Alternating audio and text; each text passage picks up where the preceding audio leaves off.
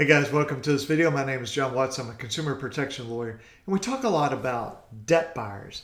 And I thought it might be a good idea to just kind of define what that is and give some examples. So, a debt buyer is somebody, kind of like the name suggests, at least that claims to buy debt. So, we have companies like Midland Funding, Midland Credit Management, Portfolio Recovery, LVNV, all these different companies out there, and they will buy up these huge portfolios of accounts.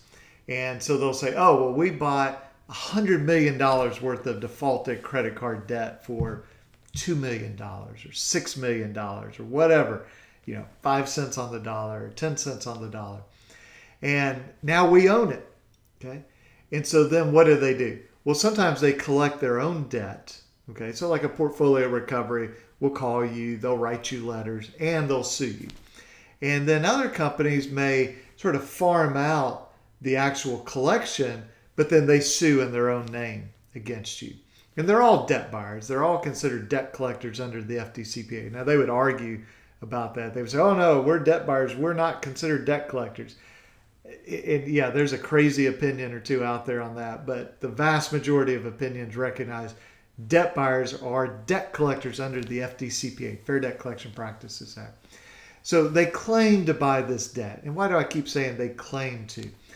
Because when it comes time for court, when they sue you, and it comes time to prove their case, they have to prove they own the debt.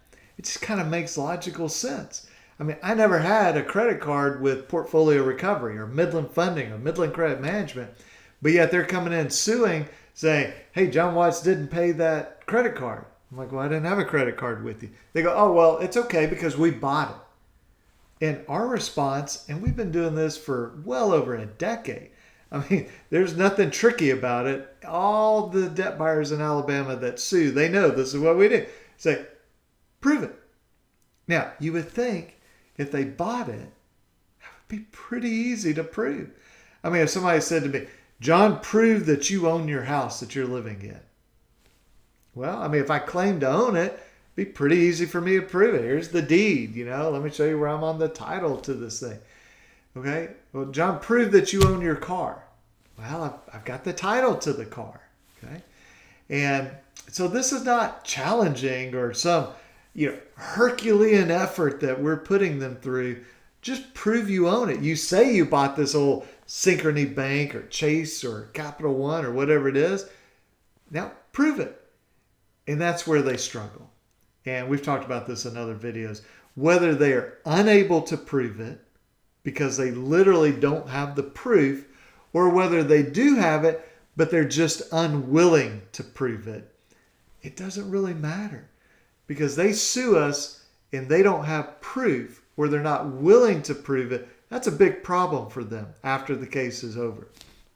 And it's a problem for them with credit reporting and all sorts of consequences of doing those types of just bogus lawsuits. Okay.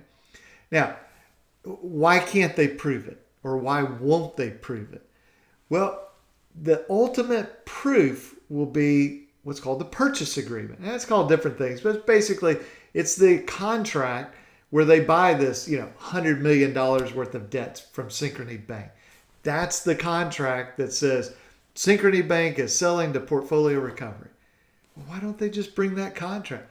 Because usually in that contract, it'll say something where Synchrony Bank says, hey, we make no representations that any of the documents we're giving you, any of the information we're giving you is accurate. So why would they do that? Well, put yourself in Synchrony Bank or Capital One or whoever the original creditor is. Put yourself in their shoes. And you're selling $100 million, $500 million for 5 cents on the dollar. Now, if you're taking that big of a hit, are you really going to put in the contract, oh, I swear to you, every piece of information is accurate and we'll back it up 100%. And if you need any witnesses, we'll absolutely be there. And if we've made any mistakes, we'll buy the debt back from you. We're selling this with the most fantastic warranty ever. Well, think about it in terms of a car. Okay, if you've got, let's use, a $10,000 car. I don't know. Are there any new cars for $10,000? Probably not. Let's say $20,000. Okay. And so I buy a $20,000 car and I'm selling it to you for $1,000. That'd be 5 cents on the dollar. Am I really going to give you this fantastic warranty about, oh, the transmission's in great shape, the tires are in great shape, the motor's in great shape, everything's in great shape? No. What am I going to do? Well, almost all used cars, unless they're very, very new, are sold as is. It's like, hey, look, I mean, you check it out, you make your own decision on it, okay? And that's what these original creditors do. It's like, why would they want to put themselves on the hook by swearing that all the information is correct, all the documents are correct, that it's not off even to one penny? They're just not real interested in doing that.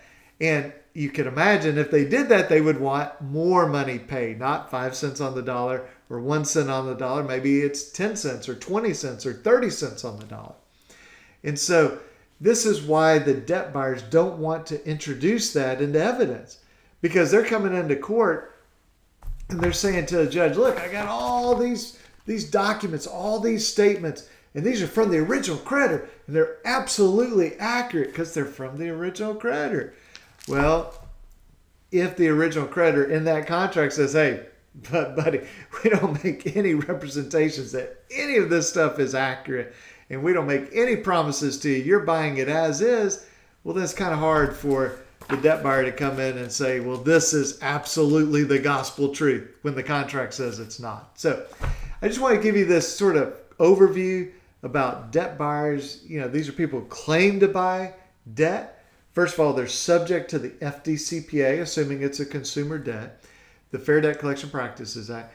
And when they sue you, one defense that you may have is, do they actually own the debt?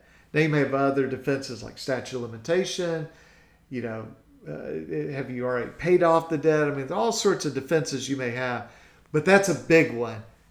Does this debt buyer own the debt? Because, maybe I owe Synchrony Bank for that, store credit card I had, but do I owe Midland or Calvary or LVNV Funding or Portfolio or whoever it might be that's suing me?